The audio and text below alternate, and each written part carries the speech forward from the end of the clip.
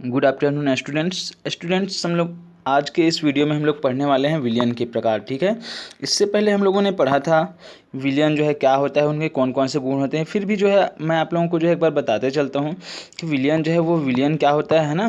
तो विलयन के बारे में आप लोग पढ़ चुके हैं, तो एक बार और सुन लीजिए। विलयन जो होता है एक समांगी मिश्रण होता है, और समांगी मिश्रण कहने का मतलब है स्टूडेंट्स जिनमें जो है वो जो मिश्रण जो होता है ना, उनमें उनके अवयव जो है समान रूप से क्या होते हैं, वितरित होते हैं। और समान रूप से वितरित होने के कारण से ही क्या होता है, हम इस विलयन के किसी भी कण को जो है, उनके जो अवयव के कण हैं उनको हम देख नहीं सकते, और न ही हम उनको छान करके अलग कर सकते हैं, और न ही उनके कण जो है अगर हम कुछ क्षण के लिए उनको छोड़ दें तो वो तली पर बैठते हैं। ओके, इसके साथ साथ अगर हम क्या करते हैं, इस पर जो है किसी भी प्रकार से लेजर लाइट है या फिर प्रकाश को क्या करते हैं, फोकस करते हैं, तो प्रकाश का पद भी हमको जो है दिखाई नहीं देते हैं। ओके, इसके साथ साथ जो विलयन जो होता है उनके जो है उनके ये जो है इनके संघटक जो है समान रूप से क्या होते हैं, सभी जगह इनके जो है समान गुणधर्म पाए जाते हैं। जैसे कि आप शरबत बना लीजिए, शरबत जो है एक क्या है, विलयन है। ठीक है, जिसमें जो है पानी और क्या डालते हैं, नींबू का रस है ना, और शक्कर डालते हैं। तो ऐसा नहीं है कि यहाँ पर जैसा उनका स्वाद होगा वहीं पर इनका जो है यहाँ पर भी, यहाँ से भी अगर कोई भी यहाँ से जितना शरबत लेंगे, वहीं से अगर यहाँ से भी अगर जितना शरबत लेंगे, तो दोनों का जो है गुण क्या होगा, समान होगा। जितना मीठा यहाँ पर होगा उतना ही यहाँ पर होगा। समझ में आ रहा है?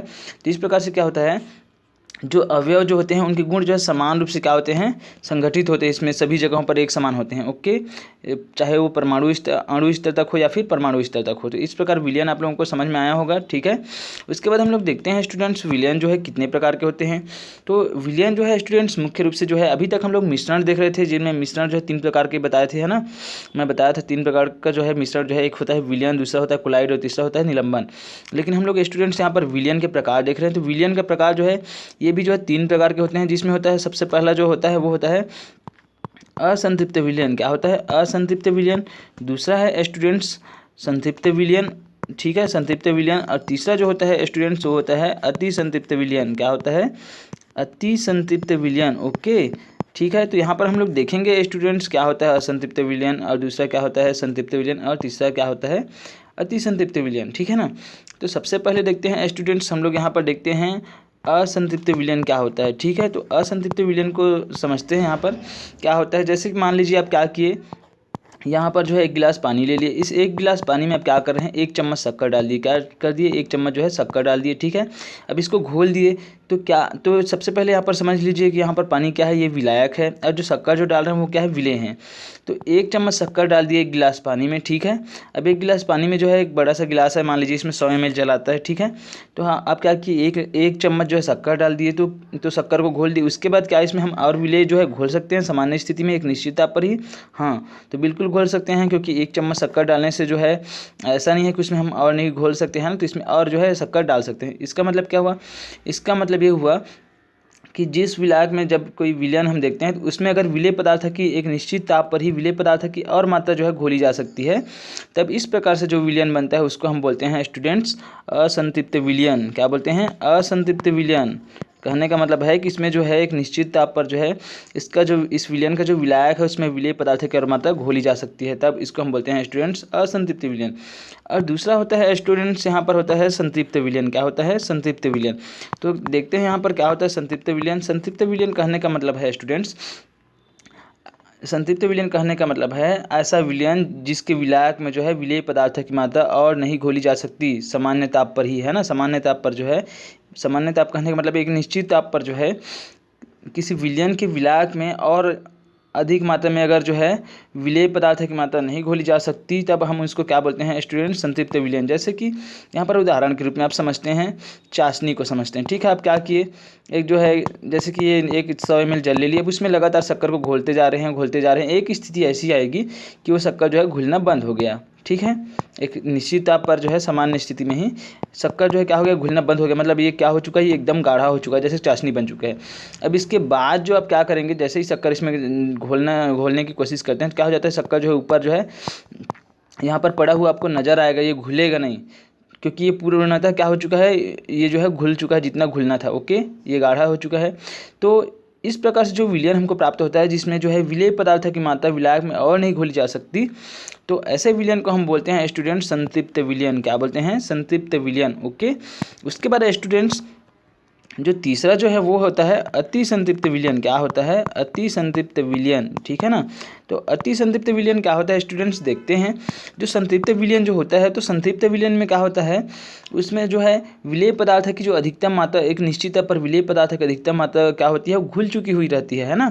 तो यहाँ पर हम लोग देखेंगे, तो जब वही जो संतृप्त विलयन है जिसमें जो है विलेय पदार्थ की अधिकतम मात्रा घुल चुकी है, जब हम उसमें क्या करते हैं और जो है विलेय पदार्थ डालने की कोशिश करते हैं, तो वो हमको जो है उसमें घुलता नहीं है बल्कि ऊपर में रखा हुआ दिखाई देता है, ठीक है ना। जैसे कि उदाहरण के रूप में हम लोग चाशनी को ले रहे थे। तो अब क्या करते हैं, इस संतृप्त, ये जो संतृप्त विलयन है इसको हम क्या कर देते हैं, गर्म कर देते हैं। क्या कर देते हैं? गर्म कर देते हैं। और जैसे ही इसको हम गर्म करते हैं तो ये निश्चित तापमान से क्या होता है, इसका ताप जो है बढ़ जाता है और बढ़ जाता है। फिर हम इसमें जो है विलेय पदार्थ क्या करते हैं, डाल करके देखते हैं क्या घुलता है उसमें। तो जैसे चाशनी उसको गर्म कर दी, तो गर्म करने के बाद इसमें हम और शक्कर डाल रहे हैं। तो जैसे ही हम और शक्कर डालते हैं तो हम देखते हैं घुलना क्या हो चुका है, अब प्रारंभ हो चुका है। तो उसमें और क्या हो रहा है, विलेय पदार्थ की और मात्रा जो है घुल रही है। उसके बाद जैसे ही उसको हम ठंडा कर देते हैं, घुलने के बाद जो एक्स्ट्रा जो हम लोग डाले थे विलेय पदार्थ संतृप्त विलयन में, तो उसको जैसे ही हम ठंडा करते हैं तो हम देखते हैं कि जो विलेय पदार्थ हम उसमें डाले थे, वो विलेय पदार्थ जो है अब जो है अलग से जो है कण के रूप में ऊपर में हमको दिखाई नहीं दे रहे हैं, बल्कि क्या हो चुका है, वो जो है घुल चुका है और घुलित अवस्था में है ना। तो इस प्रकार से जो हमको विलयन प्राप्त होता है उसको हम बोलते हैं स्टूडेंट्स, क्या बोलते हैं इसको, जो है हम जो है अति संतृप्त विलयन, क्या बोलते हैं, अति संतृप्त विलयन। ओके, तो आप लोग समझ पा रहे हैं क्या होता है संतृप्त विलयन, क्या होता है असंतृप्त विलयन, क्या होता है अति संतृप्त विलयन। ओके, समझ में आया। इसके साथ साथ जो है एक चीज़ और बता देता हूँ, यहाँ पर विलेयता क्या होता है ना। विलेयता, विलेयता कहने का मतलब है स्टूडेंट्स, है ना, विलेयता कहने का मतलब है क्या होता है, घुलनशीलता, है ना। कि कोई भी विलायक जो है, कोई भी पदार्थ जो है किसी विलायक में जो है उसकी है ना 100 ml, जैसे कि हम मान लीजिए 100 ml क्या ले लिए, जल ले लिए, क्योंकि जल एक सार्वत्रिक विलायक है, ठीक है। तो 100 ml जल में जो है विलेय पदार्थ की कितनी अधिकतम मात्रा जो है क्या की जा सकती है, घोली जा सकती है, उसे उस पदार्थ क्या बोलते हैं, विलेयता। क्या बोलते हैं, विलेयता। ओके, समझ में आया। विलेयता मतलब घुलनशीलता। तो ये भी जो है क्या होता है, अलग अलग पदार्थों के लिए अलग अलग क्या होती है, विलेयता होती है। जैसे कि नमक है, तो नमक की विलेयता क्या होगी, अलग होगी, ठीक है। मतलब कहने का मतलब है 100 ml जल में हम नमक को घोलेंगे तो हो सकता है नमक की विलेयता जो है अलग हो, है ना। और शक्कर को ले तो शक्कर की विलेयता क्या हो जाए, अलग हो। 100 ml जल में ही शक्कर जो है अलग मात्रा में घुले, है ना, और नमक का जो है, नमक की मात्रा जो है अलग हो। समझ पा रहे हो। तो इस प्रकार से क्या होता है, हर पदार्थ के क्या होता है, अलग अलग जो है इनकी जो है विलेयता होती है। ओके, समझ में आया, घुलनशीलता होती है। उसके बाद हम लोग देखेंगे स्टूडेंट्स, यहाँ पर हम लोग ये जहाँ तक समझ में है ना, आप लोगों को समझ में आया होगा। उसके बाद हम लोग देखेंगे स्टूडेंट्स, यहाँ पर हम लोग देखेंगे तनु और तनु और सांद, मतलब क्या है ना, तनु और सांद विलयन क्या होता है। एक होता है तनु विलयन, स्टूडेंट्स भूलना नहीं है, बहुत इंपॉर्टेंट है, आपको जो है एकदम कॉन्सेप्ट क्लियर रहना चाहिए। ओके, एक होता है तनु विलयन होता है और दूसरा जो होता है स्टूडेंट्स क्या होता है, सांद विलयन। ओके, तो तनु और सांद में हम लोग देखते हैं तनु विलयन क्या होता है और सांद विलयन क्या होता है। तो ये दोनों जो है स्टूडेंट्स क्या होता है, ये दोनों है जो है तुलनात्मक शब्द है, तनु और सांद, ठीक है। यहाँ पर उदाहरण के रूप में आप देखिए, जैसे कि ये हम क्या किए, एक गिलास पानी ले लिए, इसमें भी एक गिलास पानी ले लिए। अब इसमें हम क्या कर रहे हैं, इसमें जो है हम लोग एक चम्मच क्या डाल दिए, इसमें जो है शक्कर डाल दीजिए। मान लीजिए एक चम्मच शक्कर लिया, नमक ले लिए, तो एक चम्मच नमक डाल दिए। इसमें भी क्या किए हम लोग, जो है इसमें जो है 2 चम्मच नमक डाल दिए। कितना चम्मच नमक डाल दिए, इसमें 2 चम्मच नमक डाल दिए। ओके, अब दोनों को घोल रहे हैं। अब दोनों की हम तुलना करेंगे तो हम ये बोलेंगे कि ये जो है इसमें 1 चम्मच नमक घुला है 1 गिलास पानी में, ठीक है। तो ये जो है क्या है, इसकी तुलना में अगर हम देखें तो इसमें विलेय पदार्थ इसकी तुलना में अगर हम लोग देखें तो इसमें विलेय पदार्थ की मात्रा क्या है, कम है। ओके, तो विलेय पदार्थ की मात्रा कम है, इसलिए हम इसको इसकी तुलना में हम क्या बोलेंगे, इसको जो है तनु बोलेंगे। क्या बोलेंगे, तनु विलयन। और इसको हम क्या बोलेंगे, सांद विलयन। ओके, क्यों, क्योंकि जिसमें जो है विलेय पदार्थ की मात्रा कम होती है ना। किसी भी विलयन में अगर विलेय पदार्थ की मात्रा कम है तो हम उसको बोलते हैं तनु विलयन, और किसी पदार्थ में विलेय पदार्थ की मात्रा जो है क्या है, अधिकतम होती है, ज़्यादा होती है, उसको हम बोलते हैं सांद विलयन। ओके, तो आप लोगों को समझ में आया होगा कि तनु विलयन क्या होता है और सांद विलयन क्या होता है। ओके, उसके बाद स्टूडेंट्स हम लोग आगे देखते हैं, यहाँ तक हो गया। अब जो यहाँ पर देखेंगे सांद्रता, है ना। तो सांद्रता को जो है हम कैसे जो है कैसे जो है व्यक्त करते हैं। तो सांद्रता को व्यक्त करने के लिए सबसे पहले तो है ना, सांद्रता क्या होता है, किसी भी विलयन की सांद्रता क्या होती है उसको हम लोग देखते रहते हैं। तो विलयन की सांद्रता जो होती है मात्रात्मक रूप से क्या की जाती है, व्यक्त की जाए, तो वह जो है विलयन की दी हुई मात्रा में उपस्थित विलेय की मात्रा है। मतलब वही हुआ है ना, सांद्रता मतलब क्या है, सांद्रता, किसी भी विलयन की सांद्रता क्या होती है कि उस विलयन में जो है विलेय पदार्थ की मात्रा कितनी है ना, जो विलेय पदार्थ जो उपस्थित रहती है विलयन में, उसी को हम क्या बोलते हैं, उसकी सांद्रता। ओके, तो इसको व्यक्त करने के जो है कई तरीके होते हैं। तो देखना आप लोग अपने आसपास में उदाहरण के रूप में कई चीज़ें देखते हैं, जिसमें जैसे कि यहाँ पर उदाहरण के रूप में दिया है, जैसे कि दूध के, है ना, दूध में जो है कौन कौन से पदार्थ जो है उसमें जो है किस किस कितना कितना मात्रा में घुले हुए हैं। तो देखना यहाँ पर जैसे कि दूध के प्रति 100 ग्राम में 3.0 ग्राम प्रोटीन है, 4.7 ग्राम कार्बोहाइड्रेट और 3.0 ग्राम वसा है ना। तो इस प्रकार से जो है अलग अलग उनके जो अवयव होते हैं उनको जो है सांद्रता, है ना, प्रतिशत सांद्रता में दी जाती है। तो यहाँ पर हम लोग जो है देखेंगे कि सांद्रता को प्रदर्शित करते हैं उनमें से जो है ना किस रूप में हम कर सकते हैं, जैसे कि विलयन का द्रव्यमान प्रतिशत।